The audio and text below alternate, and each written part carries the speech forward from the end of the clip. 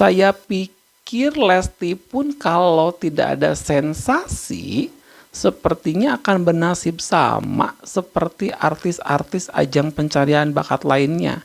Mereka langsung meroket, tapi perlahan meredup.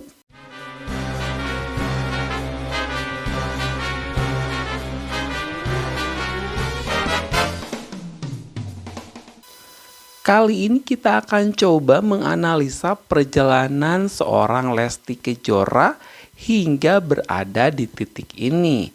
Apakah Lesti suksesnya itu karena keberuntungan, hasil kerja keras, ataupun karena sensasi?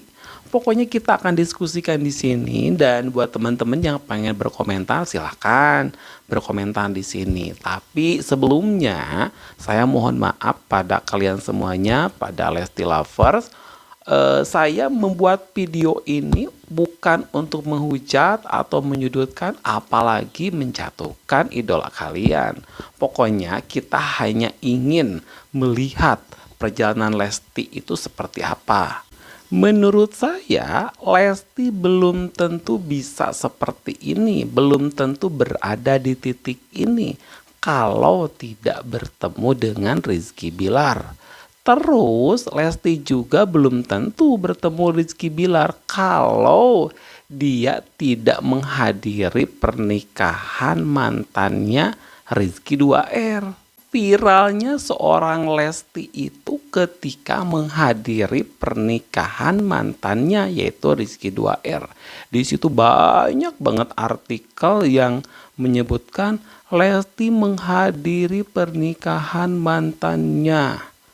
Terus dengan hati yang besar Lesti hadir di pernikahan mantannya. Di situ banyak banget berita-berita yang memberitakan kehadiran Lesti di acara pernikahan Rizky 2R. Maka tak heran Coach Adibal pun langsung membuat lagu yang berjudul Ku Lepas Dengan Ikhlas. Terus juga stasiun Indosiar melihat momen itu dan mengundang Lesti Kejora di acara Mas Tukul ya.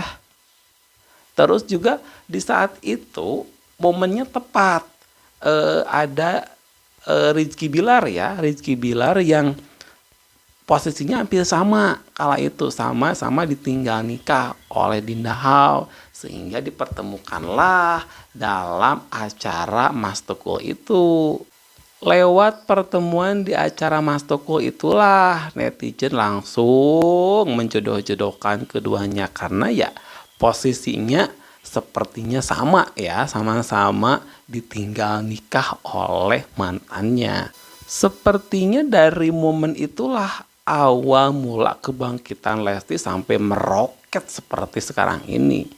Karena lewat momen itu orang-orang pada ngomongin Lesti, terus juga para selebritis yang awal-awalnya nggak tahu Lesti, yang awal-awalnya kurang ngeh dengan dangdut, mulai membicarakan Lesti. Kenapa saya bisa katakan momen pertemuan Lesti dan Rizky Bilar di acara Mas Tukul itu sebagai tonggak awal popularitas Lesti Kejora? Karena ketika di Dangdut Academy, terus Dangdut Academy Asia, sepertinya Lesti biasa-biasa aja. Emang suaranya sudah keren, sudah menggelegar seperti sekarang. Cuma terkenalnya ya begitu aja, seperti Selfie, terus seperti Rara, seperti yang lainnya lah ya. Jadi popularitasnya ya begitu, layaknya artis-artis ajang pencarian bakat. Untuk urusan kualitas, pastinya dari jebolan ajang pencarian bakat itu sudah tidak diragukan lagi, mereka keren-keren.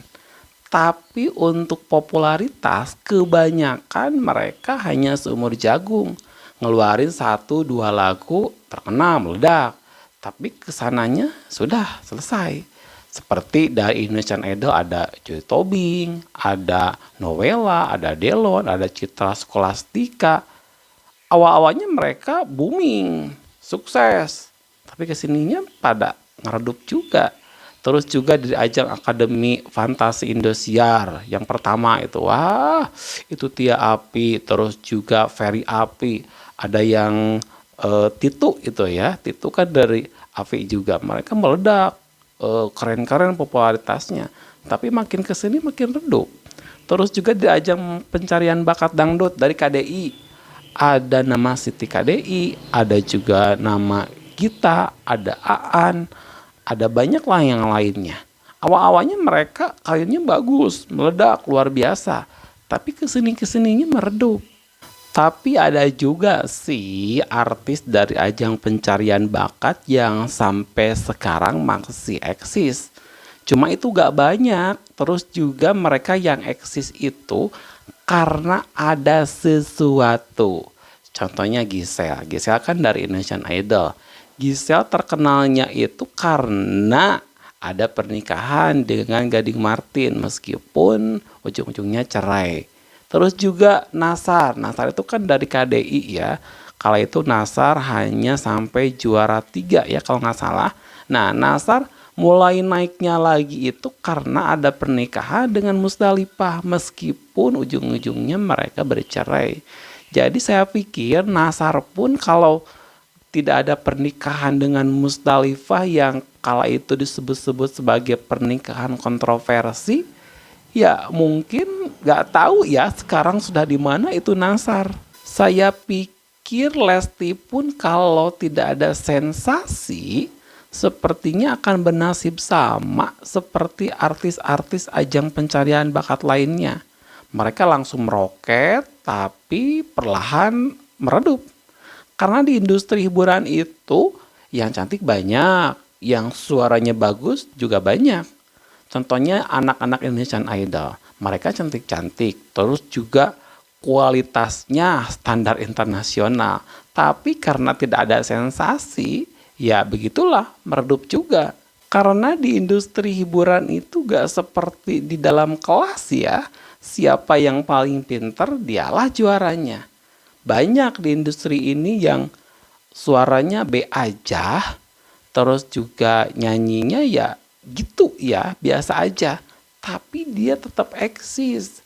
Dia malah makin terkenal. Sedangkan yang kualitasnya bagus, menang di festival ini itu, malah meredup. Mereka yang tetap eksis itu kebanyakan memaintain dirinya dengan berbagai sensasi. Dikabarkan dekat dengan inilah, putus dengan itulah, bercerailah atau apalah. Pokoknya segala sesuatu kehidupannya yang bisa dijadikan berita. Karena artis itu semakin banyak diomongin orang, semakin banyak diberitakan, maka makin terkenallah dia, makin seringlah dia diundang di acara-acara. Dari sini aku tuh berkesimpulan, Lesti itu berada di posisi sekarang ini bukan karena prestasinya saja, tapi karena sensasinya juga.